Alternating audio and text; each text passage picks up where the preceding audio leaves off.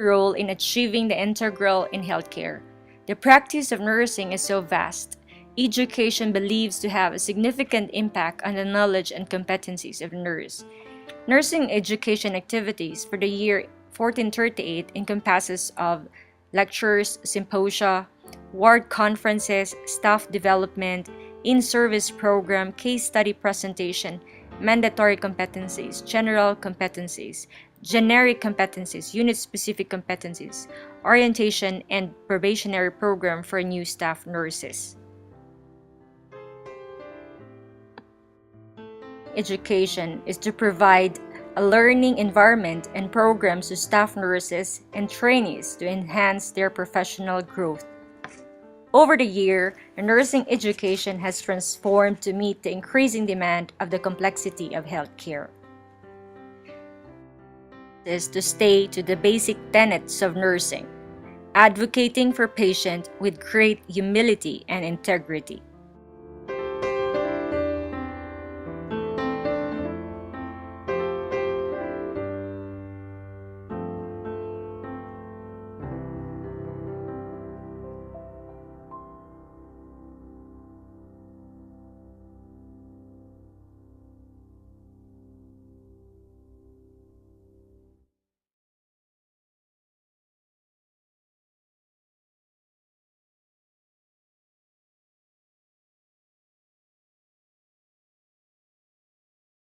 Staff knowledge, skills, and encouraging critical thinking and self-learning needed in rendering patient care.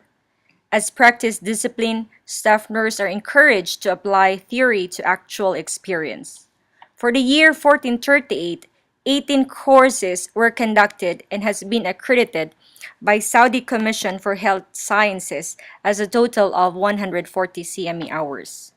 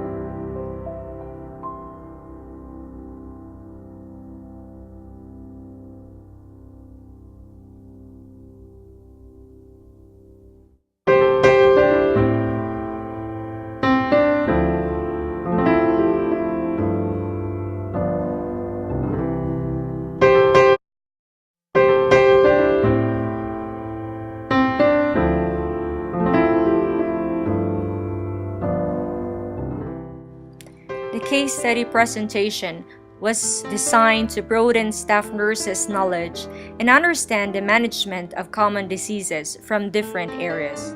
More of that, the information helped nurses in promoting realistic functions to achieve the common goal of every health provider.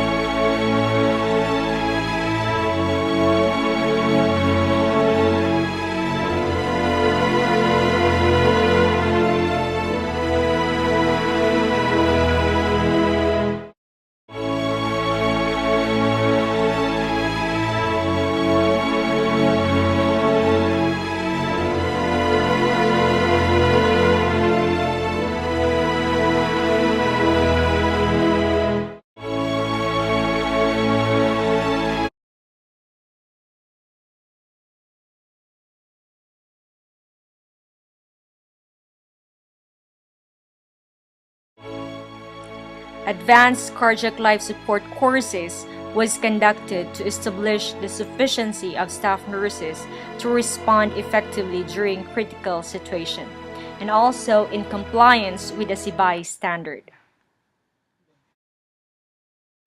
The bar illustrates the percentage of staff nurses working in ICU, ER, burn unit, and OR was having the certification.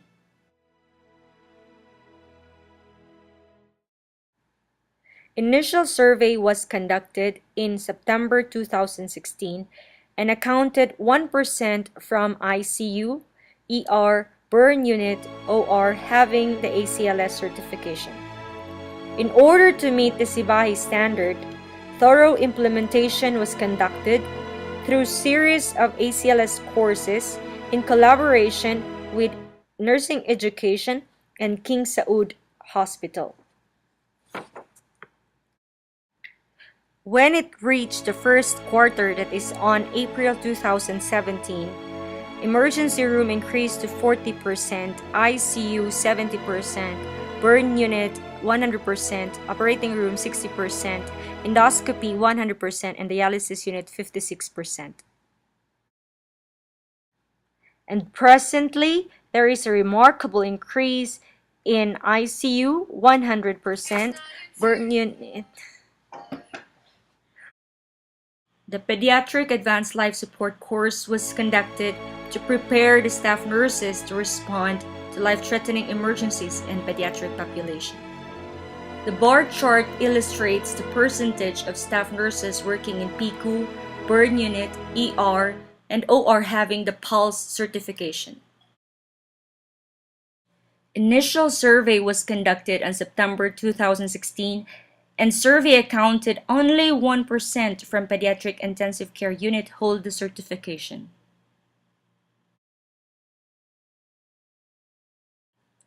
By thorough implementation of a standard and series of courses conducted, when it reached to the first quarter, that is on December 2016, pediatric intensive care unit sharply increased to 60% and burn unit quietly increased to 14%.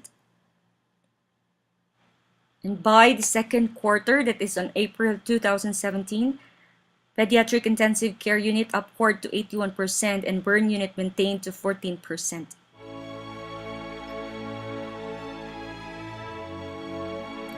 And presently, there was a remarkable increase of pediatric intensive care unit from 1% to 90%, and burn units steadily maintained the percentage of 14%.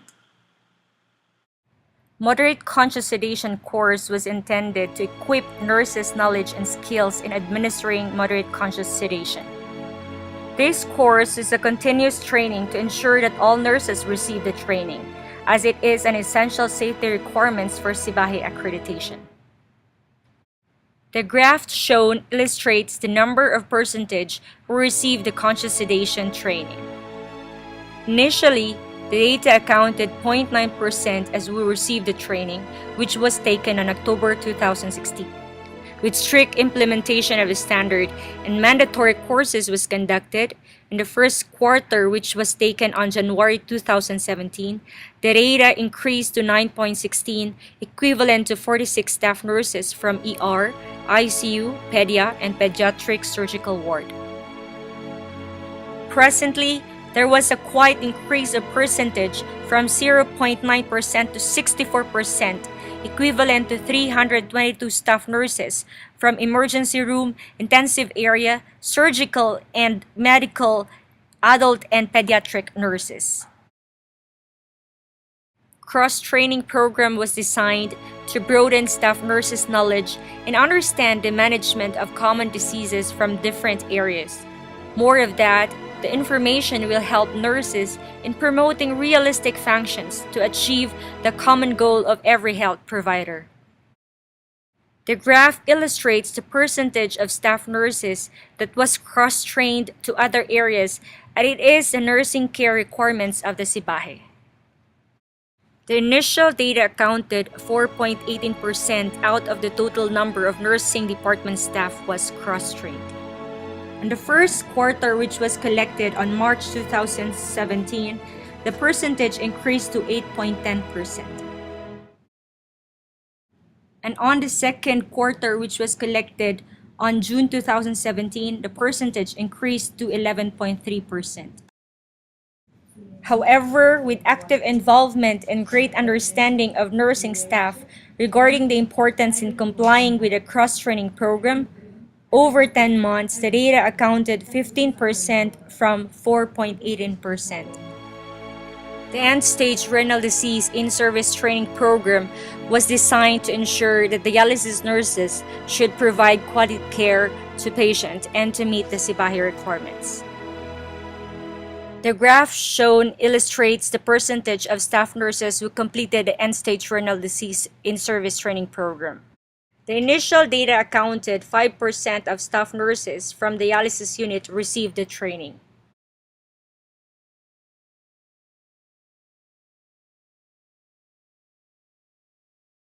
We can see a clear upward trend over 8 months from 5% to 90%. The main focus of ward conferences and staff development program is to improve the provision of care, nurses' responsibilities, and skills regarding their expanding role. It is conducted to all areas per month and presented by the assigned staff nurses. For the year 1438, 170 ward conferences and 170 staff development were conducted.